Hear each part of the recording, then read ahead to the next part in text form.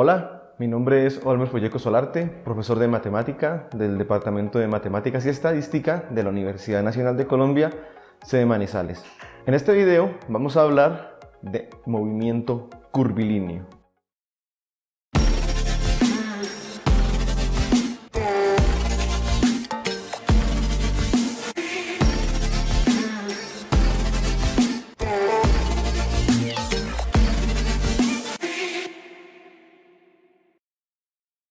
Digamos que hasta el momento, si han estudiado algunas aplicaciones del cálculo diferencial y el cálculo integral, han hablado del movimiento rectilíneo. El movimiento rectilíneo tiene una característica esencial, y no es que nos movamos siempre en una línea recta, sino que únicamente nos vamos a concentrar en la distancia recorrida en un tiempo dado. ¿Ya? Eso es lo fundamental para trabajar movimiento rectilíneo. Así el movimiento no sea en una línea recta. Ahora vamos a concentrarnos en algo mucho más general, ¿sí? Y son todos esos elementos importantes que tienen que ver con un movimiento de una partícula, ya bien sea en el plano o ya bien sea en el espacio. Y para ello vamos a usar nuestras funciones vectoriales, ¿ya? Aquí va a ser ya necesario que nuestro parámetro t sea el tiempo y r de t va a ser la posición de nuestra partícula, ya bien sea en el plano, si n es igual a 2, o en el espacio, si n es igual a 3. Así que de esta forma, para un tiempo t, vamos a estar hablando de una posición de la partícula, que podemos ubicarla con coordenadas rectangulares. Pues como es natural, uno dice que el movimiento empieza desde t igual a 0, ¿no? Después empieza con los positivos y hasta donde pueda llegar o hasta donde necesitemos estudiar el movimiento. Pero también están los números negativos, los t negativos. Inicialmente el t negativo sería como ir hacia atrás en el tiempo, o un tiempo negativo que de pronto no tiene mucho sentido en la física, pero sí tiene algún sentido en la física. Y los t negativos vamos a llamarlo como el movimiento virtual de nuestro movimiento. Es como si algo hubiese pasado antes de nuestro punto inicial o de nuestro momento inicial. ¿Listo? Muy bien. Entonces ahí tenemos el movimiento de una partícula. Entonces ya nuestras funciones vectoriales se van a convertir en posicionamiento de partículas en el plano o en el espacio en un tiempo dado. Nuestro tiempo lo podemos dar en segundos, en minutos, en horas, en cualquier unidad de tiempo, siempre y cuando lo fijemos y trabajemos siempre con él. Lo mismo las coordenadas XY o las coordenadas XYZ. Pueden ser centímetros, metros, kilómetros, pies, cualquier otra unidad que tengamos. De nuevo, siempre y cuando tratemos de siempre trabajar con las mismas unidades para evitar cualquier error entre cambio de unidades. Para iniciar el estudio ya un poco formal matemático y sobre todo desde el punto de vista del cálculo del movimiento curvilíneo, pues vamos a estudiar sus derivadas. Empecemos con la primera derivada. Ya habíamos hablado acerca de la primera derivada como un vector tangente a nuestra curva. Pero ahora, este vector, cuando calculamos la derivada, no solamente vamos a decir que es un vector tangente, sino que es el vector velocidad de nuestra partícula. ¿Cómo así? Es el vector que marca la velocidad en cada instante de la partícula. Dicho de otra forma, si nuestra partícula, por algún motivo, se sale de nuestra curva, sale por el vector tangente o sale por el vector velocidad, ¿sí? Por eso muchas veces usamos el término se fue por una tangente. Es como que se fue por un ladito sin que lo notaran. Muy bien. Y cuando hablamos de rapidez, vamos a hablar de la magnitud de nuestro vector velocidad. Aquí no hay que entrar en discusiones muchas veces filosóficas de qué es la rapidez, qué es la velocidad. No, simplemente estamos usando dos palabras que podrían significar en ciertos campos sinónimos para dos conceptos matemáticos, para distinguir dos cosas y cuando hablemos de una tengamos en claro qué es eso. ¿sí? Aquí no estamos definiendo nada, simplemente vamos a usar la palabra velocidad para el vector velocidad y rapidez para la magnitud del vector velocidad. Y la rapidez es casi que lo que nosotros conocemos normalmente como velocidad. Podemos decir 20 km por hora, 60 km por hora o 300 km por segundo. La unidad de velocidad que normalmente nosotros manejamos. Ya el vector velocidad ya me va a decir mucho más. No solamente qué tan rápido vamos, sino en qué dirección apuntamos. Listo, entonces ya tenemos este concepto de velocidad y rapidez. Muy bien, ahora ¿qué pasa si nosotros calculamos la segunda derivada? Entonces ya cuando calculamos la segunda derivada, estamos calculando la derivada de la velocidad. O sea, qué tanto varía de cierta forma vectorialmente nuestra velocidad. Y eso usualmente se conoce como la aceleración. ¿Ya? Ahí tenemos nuestro vector aceleración. Y de nuevo tenemos las dos distinciones. La magnitud de la aceleración y el vector aceleración. Hablar de la magnitud de la aceleración, pues es algo sencillo. ¿Por qué? Funciona igual como ya lo hemos trabajado. La aceleración es simplemente la tasa de variación de la velocidad con respecto al tiempo. Por eso, cuando calculamos las unidades de la velocidad, aparece, por ejemplo, segundo al cuadrado, ¿no? La velocidad puede ser, por ejemplo, 10 kilómetros por segundo.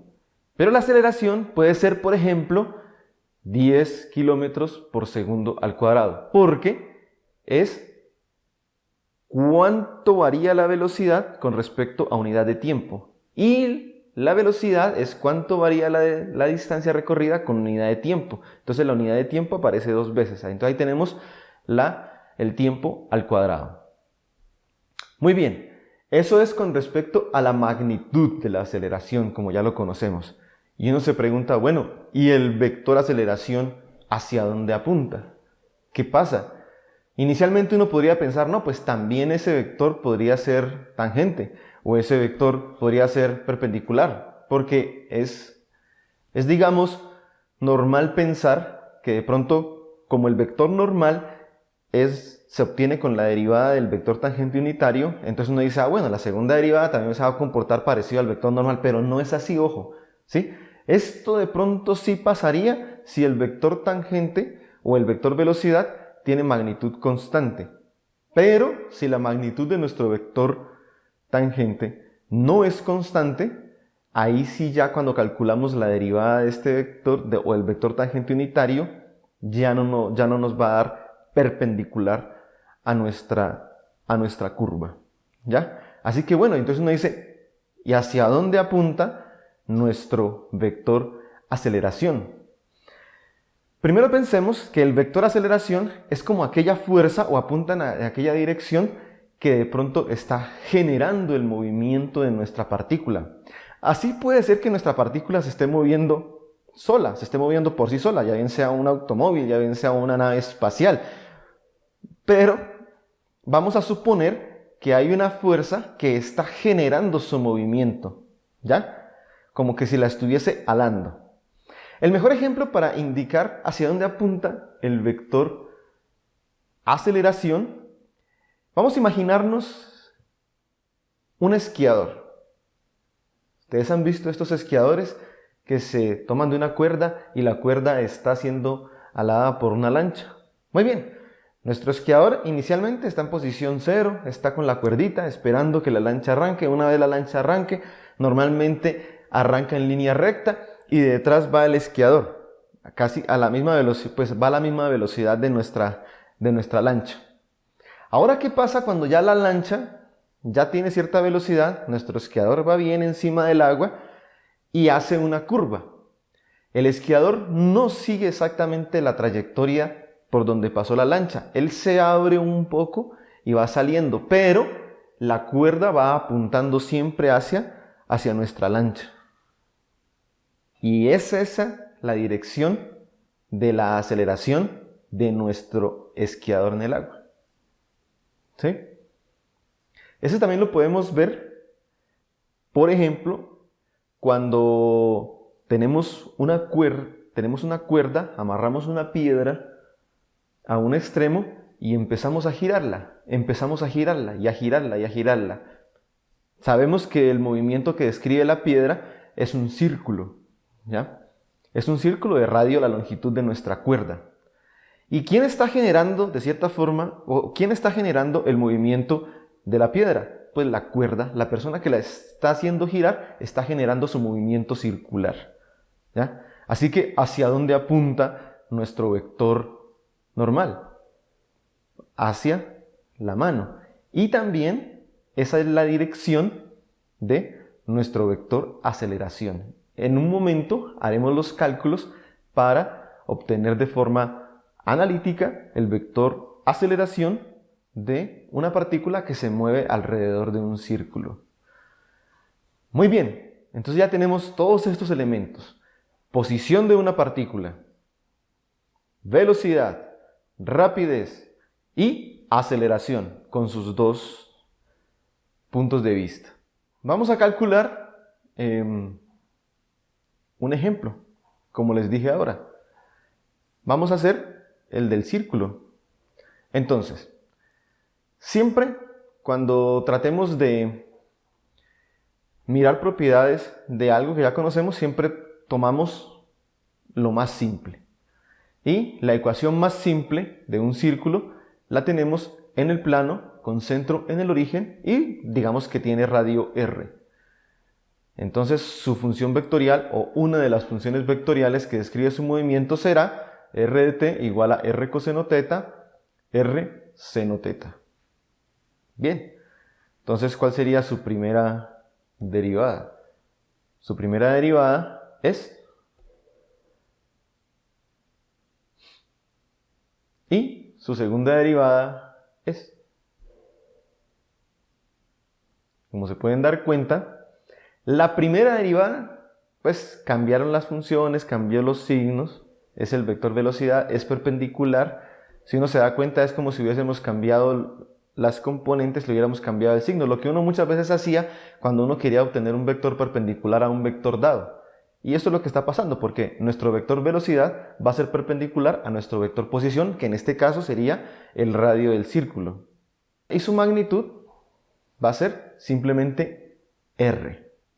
Bien, si calculamos la segunda derivada, tenemos esto. Aquí podemos ver que ya tenemos como si fuese la función inicial, pero multiplicada por menos. Y esto es lo que les decía hace un momento. Es el mismo vector posición, pero en dirección opuesta. Entonces, primero podemos observar lo que ya habíamos dicho, que apunta en forma perpendicular a nuestra curva, o sea, al vector tangente de nuestra curva. Pero apunta hacia el centro. Y entonces, esa es la cuerdita que habíamos hablado ahora que está sosteniendo a nuestra piedra. Y ese es nuestro vector aceleración. Bien, aquí los invito para que jueguen con muchas funciones, tomen ejemplos, calculen una, hagan las gráficas y observen qué es lo que va pasando. Y ya cuando tengan más curiosidad, tomen programas de computación, dibujen, calculen, miren cómo se comporta y analicen todo esto. La aceleración en un movimiento curvilíneo, pues es algo muy importante, es algo muy importante de estudiar. Vamos a escribir nuestra aceleración de una forma diferente. Vamos a ver qué característica esencial podemos sacar si la escribimos de otra forma. Muy bien. Inicialmente, para obtener la aceleración tenemos que calcular la derivada de la velocidad. Pero la velocidad también la podemos escribir como nuestro vector tangente unitario por la magnitud de la velocidad o la magnitud de r' de t. Entonces tenemos, fíjense, ahí tenemos dos funciones multiplicadas. Una función que es la función magnitud de r' de t, que es una función real, y una función vectorial que es nuestro vector tangente unitario. Esto aquí es como si hubiese multiplicado y dividido por la magnitud de nuestra función r' de t. Pero ahí tenemos estos dos. Si derivamos este producto de una función real por una función vectorial, pues vamos a aplicar las propiedades de derivada de producto y que funcionan a las que ya conocemos: derivada de la primera por la segunda sin derivar, por la primera por la derivada de la segunda. Y nos queda de esta forma. Bien. Esta es nuestra aceleración. Vamos a reescribirla mejor. Así. Como se pueden dar cuenta, ahora tenemos nuestro vector aceleración como una combinación lineal de nuestro vector tangente unitario y nuestro vector normal unitario. Y si sabemos o si recordamos algo de álgebra lineal y hablamos de una combinación lineal de estos dos vectores, entonces vamos a poder decir que nuestro vector aceleración está dentro del plano osculador, porque él es una combinación lineal del vector tangente unitario y normal unitario. Y como podemos recordar, nuestro plano osculador está generado por estos dos vectores. Generado quiere decir que lo obtenemos con todas las posibles combinaciones lineales de estos dos vectores. Así que fíjense, ya podemos ver otra característica de nuestro vector aceleración. Él está siempre dentro del plano osculador. Y la idea del plano osculador siempre es como querer atrapar a la curva. Y la aceleración es la que está virtualmente generando el movimiento de nuestra partícula. Es la que está alando a nuestra partícula. Algo más que podemos observar escribiendo nuestra aceleración de esta forma es lo siguiente. Uno se pregunta, bueno, ¿qué pasa si la componente que acompaña a nuestro vector normal es igual a 0? Como se pueden ver ahí, está nuestra curvatura. Y eso implicaría entonces que la curvatura podría ser 0. Es una de las posibilidades. ¿Y qué pasa si la curvatura de la trayectoria de nuestra partícula es 0? Pues nos está indicando que nos estamos moviendo en una línea recta.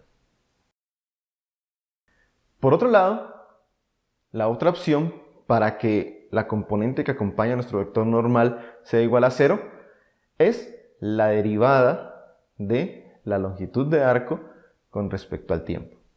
Y como sabemos, es simplemente la magnitud de r' de t. Si la magnitud de r' de t es igual a 0, ¿qué quiere decir esto? Que nuestro vector r' de t es igual a 0. O sea, nuestro vector velocidad es 0. ¿Qué quiere decir que nuestro vector velocidad sea 0? Quiere decir que nuestra partícula se queda siempre en un solo punto.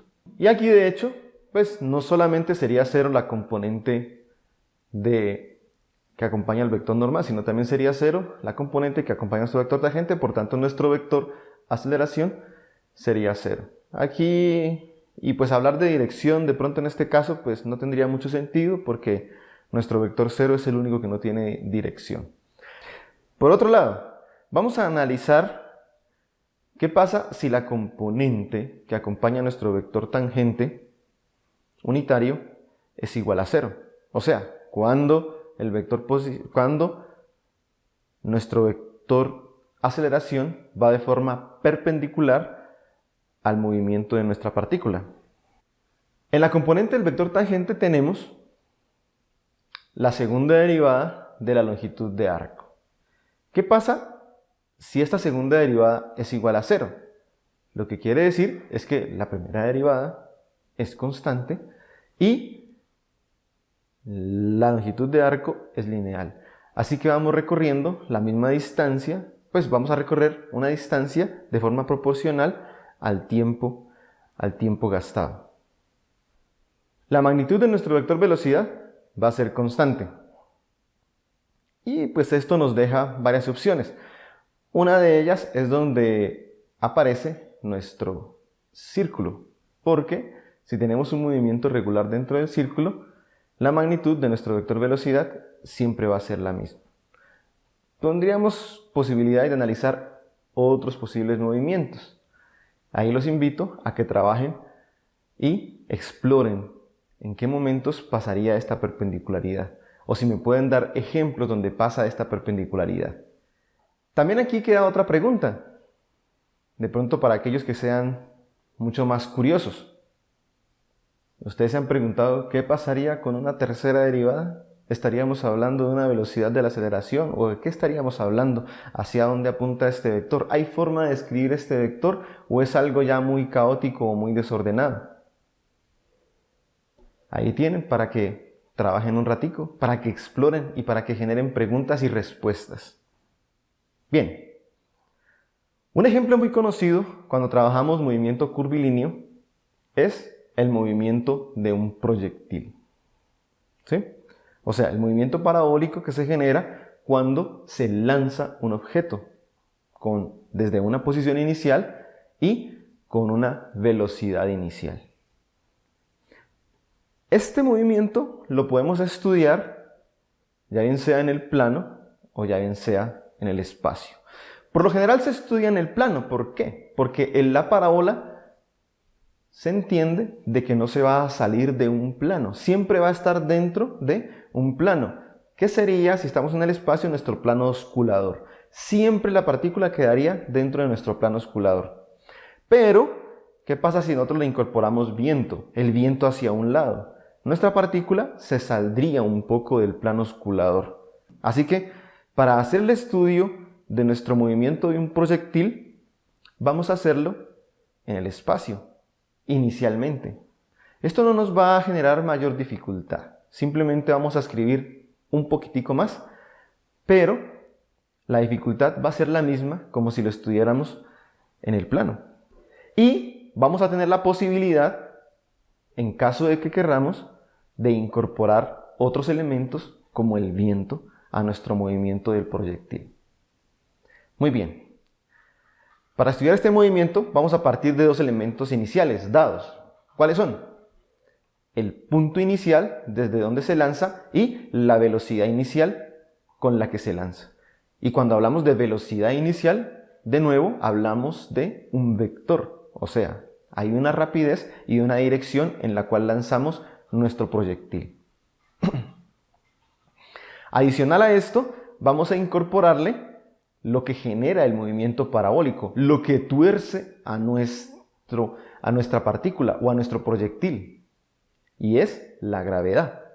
Sin la gravedad, nuestro proyectil simplemente seguiría en la misma dirección de la velocidad inicial, pero la gravedad es la que hace que nuestro proyectil adopte el movimiento parabólico que normalmente conocemos. Y como ya habíamos estudiado, de cierta forma, la gravedad es la que está generando la trayectoria de nuestro proyectil. Así que la gravedad es la que va a hacer la aceleración de nuestra partícula. Bueno, si estamos en el espacio y G es la gravedad, que podríamos tomarla en la Tierra como 9.8 metros por segundo al cuadrado o 32.2 pies por segundo al cuadrado, entonces tendríamos que la gravedad es un vector que apunta hacia abajo, o sea, va a ser 0, 0 menos g. Bien, la idea es encontrar la función r de t que tiene estas tres características: el punto inicial dado, la velocidad inicial dada y aceleración 0, 0 menos g. Entonces vamos a usar algo que de pronto no hemos usado mucho, que es el cálculo digamos, de antiderivadas de una función vectorial. Nosotros ya sabemos que la velocidad es la derivada del vector posición y la aceleración es la derivada de nuestro vector velocidad. Por tanto, si tenemos la aceleración, podemos encontrar la velocidad. Así que la velocidad va a ser la antiderivada de la aceleración.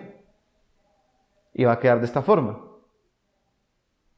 Y aquí aparecen unas constantes y las constantes las despejamos con datos iniciales dados. En nuestro caso, cuando t es igual a 0, tenemos la velocidad inicial. Así que las constantes serán estas. Por tanto, la velocidad queda de esta forma. Y ahora procedemos a encontrar nuestro vector posición. De nuevo, integrando. Nuestro vector posición va a ser la antiderivada de nuestro vector velocidad y quedaría de esta forma. Aquí de nuevo aparecen otras tres constantes, las cuales las encontramos con datos iniciales. Nuestro dato inicial es que cuando t es igual a 0, nuestra partícula se encuentra en este punto inicial. Así que las constantes van a ser estas. Y ya tenemos entonces nuestro vector posición de la partícula o la función vectorial que describe el movimiento del proyectil lanzado desde el punto inicial P con esta velocidad inicial y bajo el efecto de nuestra gravedad 0, 0 menos g. Muy bien, aquí no hemos incorporado nada más, únicamente lo básico inicial que necesita el movimiento de un proyectil. Primero que todo, podemos ver que la tercera componente es un polinomio cuadrático y es la única componente donde aparece la gravedad. Esto es porque la gravedad únicamente afecta en dirección del eje Z, hacia abajo. Y si vemos las dos primeras componentes, vemos que las dos son lineales. Y si traducimos a esto a un plano, al plano XY, podemos ver que son las ecuaciones de una recta. Esto quiere decir que si nosotros vemos nuestro proyectil desde arriba, lo que vamos a ver es simplemente una recta. Nuestra partícula se está moviendo en una recta. Bien, esta última observación de que si lo observamos desde arriba de una recta es lo que les decía hace un momento, que nuestro proyectil siempre se encuentra dentro de un plano. ¿Cuál plano? El que describe esta recta proyectado hacia arriba. Muy bien, este es el movimiento del proyectil. Si queremos incorporarle viento, el viento va a llevar una dirección, vamos a suponer inicialmente que es un vector constante que está soplando en una dirección, y si queremos incorporarlo a nuestro proyectil, simplemente hacemos la suma de estos dos vectores y listo.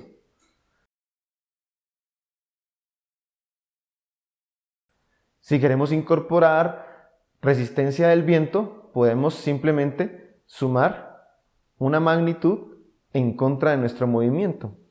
Y así si queremos incorporar cualquier otro elemento importante.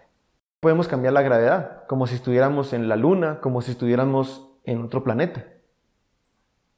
Y es más, podríamos cambiar la dirección en la que apunta nuestra gravedad. Inicialmente, tomamos siempre que la gravedad apunta hacia abajo. Pero también podríamos tomar que nuestra gravedad apunta hacia arriba.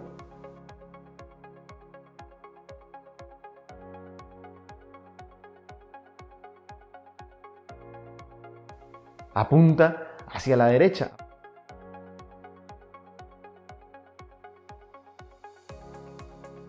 Apunta hacia la izquierda.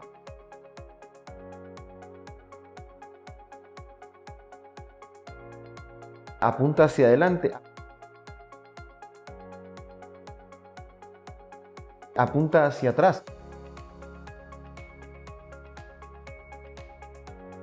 Y así vamos a obtener diferentes tipos de funciones o diferentes tipos de movimientos de un proyectil, dependiendo de cómo es la gravedad. Bueno, estos ya son juegos que se usan sobre todo en películas de ciencia ficción, pero que es interesante hacerlo. Tomemos nuevamente la función vectorial que describe el movimiento de un proyectil básico. Vamos a encontrar algunos elementos importantes que tienen que ver con este movimiento. Por ejemplo, si estamos arriba del plano XY y lanzamos hacia arriba un proyectil, o también puede ser hacia abajo, podríamos preguntarnos, bueno, ¿en qué momento el proyectil golpea el piso? Que en este caso sería el plano XY. Tenemos que ver entonces qué pasa cuando golpea el piso. Y lo que pasa cuando golpea el piso es que la componente z es igual a 0. Así que igualamos nuestra componente z igual a 0, que es un polinomio cuadrático, el cual nos va a dar dos respuestas. Y me dice, bueno, ¿y por qué dos respuestas? Porque de hecho aquí nos va a dar una respuesta positiva y una respuesta negativa. Y como ya lo habíamos dicho, las respuestas negativas para t, o un tiempo negativo, nos habla de un movimiento virtual. Como si el movimiento de nuestro proyectil hubiese iniciado antes de nuestro punto y hubiese pasado por este punto con la velocidad inicial que ya nos había dado. Así que esta segunda respuesta hace parte del movimiento virtual de nuestro proyectil, que no se toma como una respuesta válida en caso de que ustedes quieran hacer algún ejercicio, simplemente se toma el tiempo positivo. Podríamos tener varias opciones, de hecho. Si nuestro proyectil se lanza estando debajo del plano XY, ahí las dos respuestas van a ser positivas. Porque nuestro proyectil va a atravesar el plano XY cuando va subiendo y va a atravesar el plano XY cuando va bajando.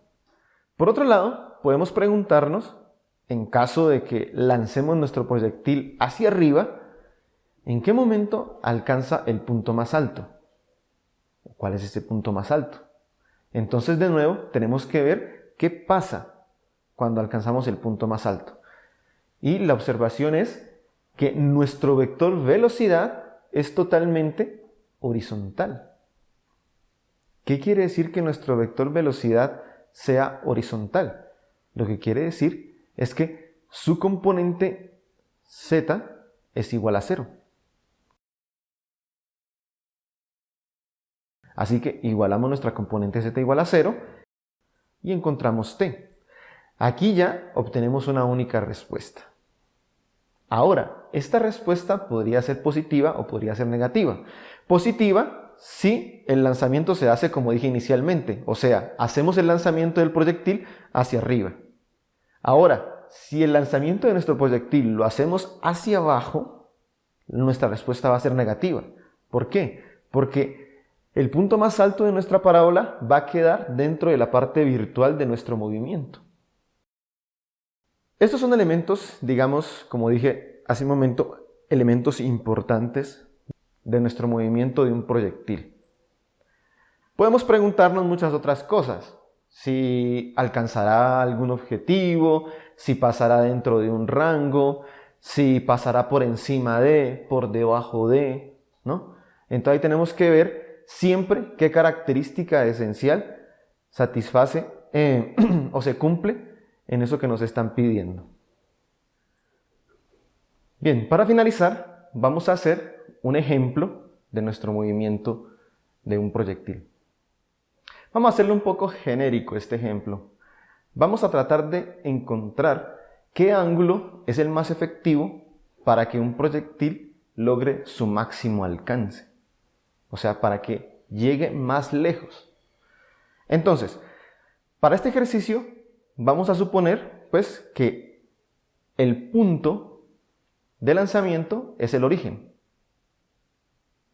También para simplificar las cosas, como no estamos incorporando viento u otro elemento a nuestro movimiento de proyectil, vamos a tomar la ecuación del movimiento en el plano, o sea, con dos componentes. Vamos a concentrarnos en la componente X y en la componente Y, y en este caso, la gravedad afecta en la componente Y. Vamos a suponer que tenemos la magnitud de nuestra velocidad, o sea, tenemos la rapidez con la que se lanza, y lo único que no conocemos es el ángulo con el cual se lanza nuestra partícula. Bien, vamos a escribir nuestro vector velocidad inicial de la siguiente forma. Magnitud, coseno de teta, magnitud, seno de teta. Así que la función vectorial de nuestro proyectil queda de esta forma. Muy bien, de nuevo vamos a ver, como ya lo habíamos hecho, en qué momento nuestra partícula golpea el piso. Igualamos ahora la componente y igual a 0 y obtenemos estas dos respuestas.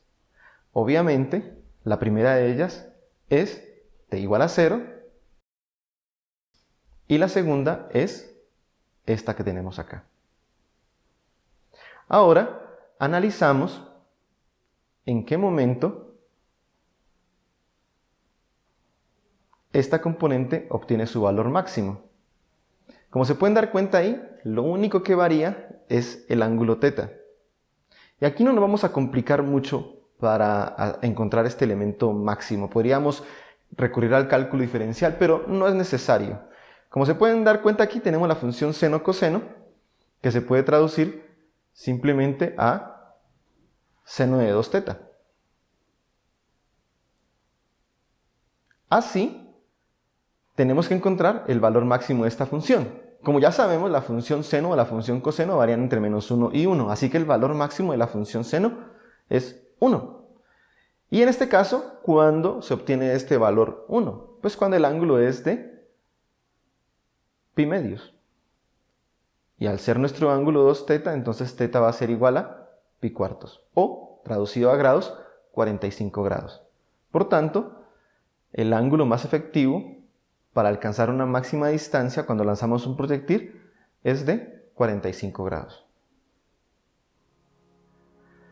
Muy bien, en este video hemos analizado el movimiento curvilíneo de forma general, concentrándonos un poco en la aceleración y, como un ejemplo clave, el movimiento de un proyectil. Espero, como siempre, sean curiosos, trabajen muchos más ejemplos, se rompan la cabeza, hagan muchos cálculos, estudien de varios libros y se vuelvan unos expertos en todo esto. Muy bien, nos vemos en el próximo video. Universidad Nacional de Colombia, proyecto cultural, científico y colectivo de Nación.